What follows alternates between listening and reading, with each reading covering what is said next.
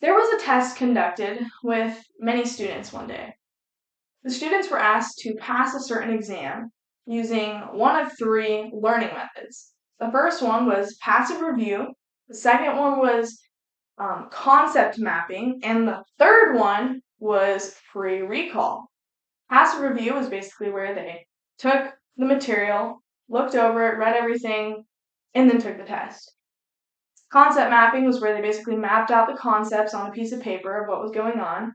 And the third one was free recall, where they had to turn away from the material and then recall the information on their own without looking at the book. Then the kids were asked to predict which method would do best. Most of the kids thought that the passive review would create the best results, and that the one with the least results would be free recall. Interestingly enough, guess who did better? The kids who practiced free recall did 50% better and remembered 50% more than the kids who only used passive review and concept mapping. Why is this? Let's imagine that you're cooking dinner, okay? You're about to have a really nice, scrumptious Thanksgiving meal.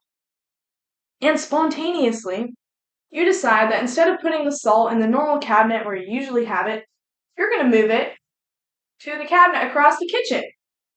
Random decision, okay? And so you're cooking dinner and you decide, oh man, I need the salt. So you remember, obviously, that you moved the salt. So you go to that cabinet, retrieve the salt, use the salt, and put it back.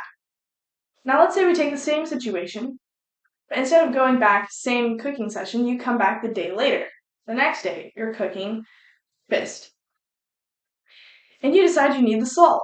So you go to the normal cabinet where you usually have it, and you're like, darn it, where is the salt? And then you think for a second, and you're like, oh, I moved it. Right. So you go to the cabinet where you moved it across the kitchen, grab the salt, put it in your food, eat breakfast, life moves on. Now let's take the same exact situation, but instead of coming back the next day, you came back a month later. You're cooking dinner again. Let's say you're cooking Christmas dinner. You need salt. So you go to the normal cabinet where you usually have it, and you're like, where's the salt?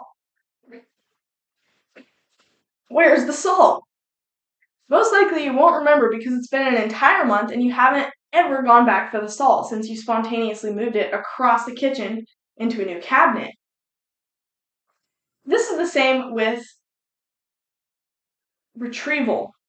When you're trying to retrieve memory, there's 3 windows of time. 1, 2, 3. In order to have the most effective learning, instead of retrieving right after you learn it, which is super easy because it's already in your mind and you remember it pretty quickly, you retrieve it in the middle because it's kind of difficult, but not super hard either to remember what you're trying to remember. But if you wait too long, it's long gone. You won't remember it because it's just not in your memory anymore. So when learning a concept through free recall, it's important to find the balance between here, here, and here, to where it's a little bit difficult to remember, but not impossible. If it's too easy or if it's too impossible, it won't work. But if you find the perfect window right in between, it will work. There are 5 tactics to practice free recall. The first one is flashcards.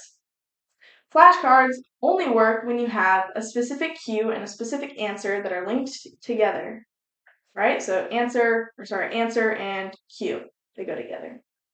If the answer varies for some reason, if it's a concept or just a not straightforward answer, then flashcards probably aren't the best. The second method is free recall.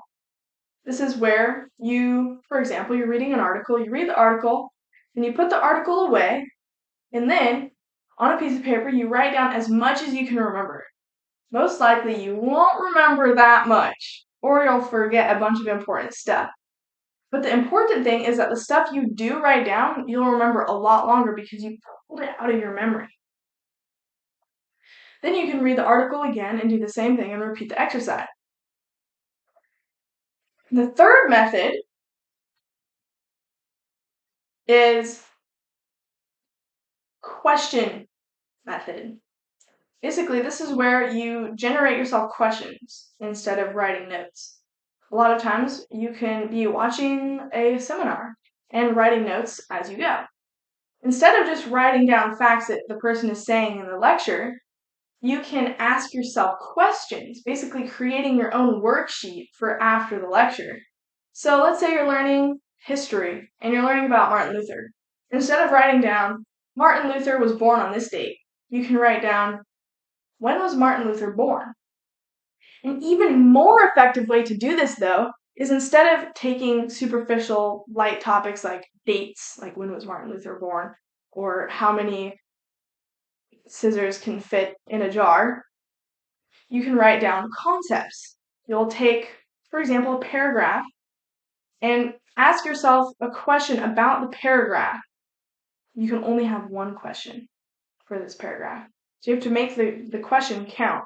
That will basically give you a summary of like the real meaning of the paragraph, what was intended with this paragraph. The fourth method is to generate yourself a challenge. So let's say it's skill related. Let's say I was watching a video on public speaking, which I was, and they were talking about using expansive body language and moving to and fro from the camera. Instead of just writing the note down, like do this, do this, do this, actually write yourself like basically an action item. Like, okay, I am going to practice this skill. When it gives a suggestion on how to learn for like free recall, these things that I'm saying right now, you can write down hints like, okay, I'm going to practice this method, flashcards, or I'm going to practice writing myself questions. Then the fifth method is going to be closed book learning. This is where you don't have any hints. With the free recall method, you can have hints, but no answers. But with the closed book method, there are no hints. Zero. This is going to make it a lot harder for you to remember, but it's going to make you remember it a lot longer and a lot more effectively. So, flashcards, free recall,